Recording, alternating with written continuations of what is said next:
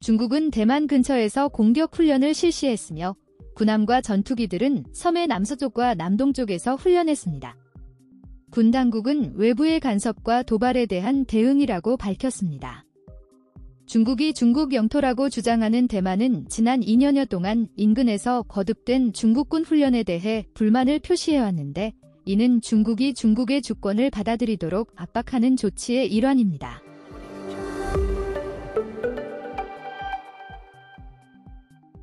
대만을 자국 영토로 민주적으로 통치하고 있다고 주장하는 중국은 타이베이가 중국 주권을 받아들이도록 강요하기 위해 군사적, 외교적 압력을 강화해왔고 이는 워싱턴과 다른 서방 국가들의 우려를 불러일으키고 있습니다. 미군이 철수하고 총통이 도주한 후 아프간 정부의 패배는 대만에서 중국의 침공 시 어떤 일이 벌어질지, 미국이 대만을 방어하는 데 도움이 될지에 대한 논의를 불러일으켰습니다. 차이잉원 주석은 국내 무기 산업을 강화하고 대만을 중국의 침략을 최대한 어렵게 만들기 위해 첨단 이동 무기를 갖춘 고슴도치로 만들기 위한 야심찬 군사 현대화 프로그램을 감독하고 있습니다. 한편 중국 공산당은 대만을 통치한 적이 없지만 중국은 최근 몇 달 동안 대만에 대한 군사적, 외교적 압력을 강화하여 중국의 통치를 받아들이도록 했습니다. 하지만 미국은 대만 관계법을 통해 대만의 방어적 성격의 무기를 제공하고 서태평양의 평화와 안정을 유지하기 위해 노력하고 있습니다. 중국 관영 매체 환추시보 웹사이트는 이 주제에 대한 중요한 기사를 실었습니다. 우리는 이 문제에 대한 중국인들의 접근을 보여주기 위해 그들의 의견을 공유하고 있습니다. 미군의 아프가니스탄 철수는 카불 정부의 빠른 사망으로 이어졌습니다. 세계는 탈레반 군인들이 카불의 대통령궁으로 몰려드는 동안 미국이 헬리콥터로 외교관들을 대피시키는 과정을 목격했습니다. 이는 미국의 신뢰도와 신뢰도에 큰 타격을 주었습니다. 많은 사람들은 1975년 베트남 전쟁이 어떻게 끝났는지 떠올리지 않을 수 없습니다. 미국은 동맹국을 남베트남에 버렸고 사이공은 점령당했으며 사이공에 있는 거의 모든 시민들을 대피시켰습니다. 그리고 2019년 미군은 시리아 북부에서 갑자기 철수하여 동맹국인 쿠르드족을 버렸습니다.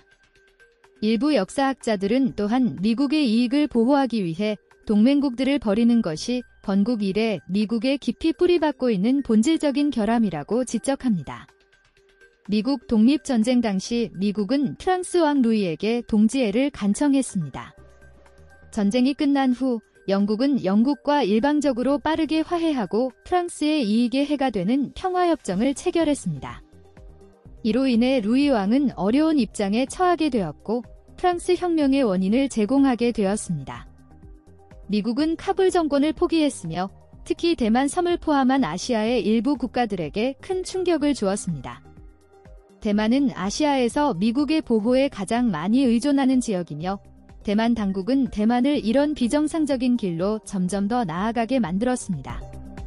미국이 아프가니스탄을 버린 후 아프가니스탄의 상황은 갑자기 급진적인 변화를 보였습니다. 그리고 카불의 상황이 악화되고 있음에도 불구하고 워싱턴은 그냥 떠났습니다. 이것이 대만의 미래 운명의 징조인가요? 개 죽음에 대해 미국 대통령에게 애도의 메시지를 보냈던 차이잉원은 아프가니스탄의 상황 변화에 대해 한마디도 언급하지 않았습니다. 대만 쪽으로 기울어진 언론뿐만 아니라 다른 대만 정치인들도 충격적인 변화를 일으켰습니다. 하지만 그들은 긴장하고 불길한 예감을 느꼈을 것입니다. 그들은 미국이 신뢰할 수 없다는 것을 비밀리에 더 잘 알았을 것입니다. 아프가니스탄의 지정학적 가치는 타이완 섬 못지 않습니다. 아프가니스탄 주변에는 미국의 3대 지정학적 라이벌인 중국, 러시아, 이란이 있습니다. 게다가 아프가니스탄은 반미 이데올로기의 요새입니다. 그곳에서의 미군 철수는 아프가니스탄이 중요하지 않기 때문이 아니다. 미국이 국내에 주둔하기에는 비용이 너무 많이 들기 때문입니다. 이제 미국은 세계 패권을 유지하기 위해 자원을 사용하는 더 나은 방법을 찾고자 합니다. 대만은 아마도 동아시아에서 미국의 가장 비용 효율적인 동맹국일 것입니다. 대만 섬에는 미군이 주둔하고 있지 않습니다. 미국이 대만과 동맹을 유지하는 방법은 간단합니다. 대만에 무기를 판매하는 동시에 대만 당국이 정치적 지원과 조작을 통해 반본토 정책을 시행하도록 장려하고 있습니다. 그 결과 대만 해협과 대만 해협 사이에 어느 정도 고갈이 발생하고 있습니다. 그리고 워싱턴이 해야 할 일은 때때로 군함과 항공기를 해협 근처로 보내는 것입니다. 일반적으로 미국은 대만에 한 푼도 쓸 필요가 없습니다.